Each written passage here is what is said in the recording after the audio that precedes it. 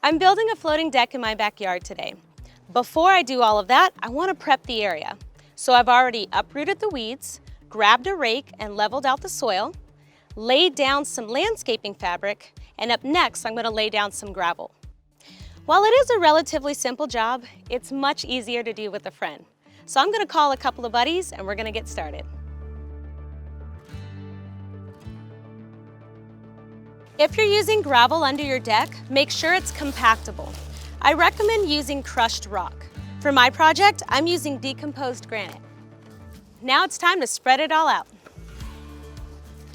You can use a rake or a hoe, but I like to get dirty and just spread it around with my hands.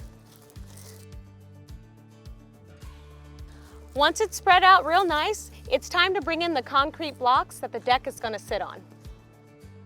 Place 4 corner blocks so they are 12 feet apart along the long sides of the rectangle and 10 feet apart along the short sides. Make sure to measure from the centers of the block. Then, using the remaining blocks, make rows of 3 blocks each, keeping them all evenly spaced from the center of each block. Final step is to make sure it's all level by using your carpenter's level. Now we're ready to get building.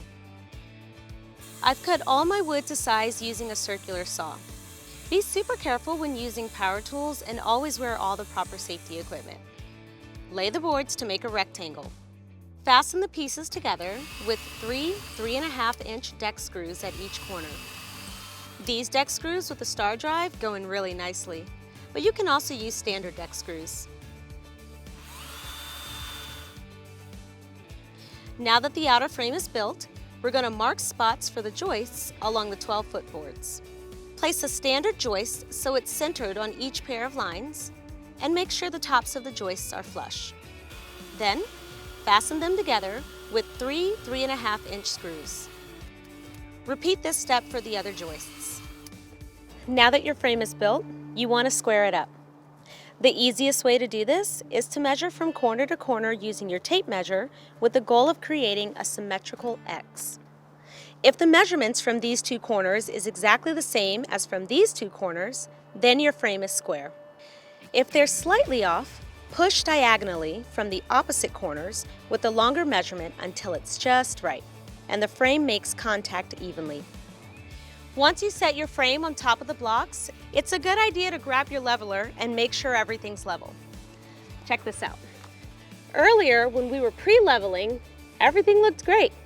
Now that the frame is on the blocks, we still have a little more evening out to do. No big deal. What we can do now is make adjustments to the gravel underneath the blocks, or possibly even add more blocks to make sure this is level before we finish off the job.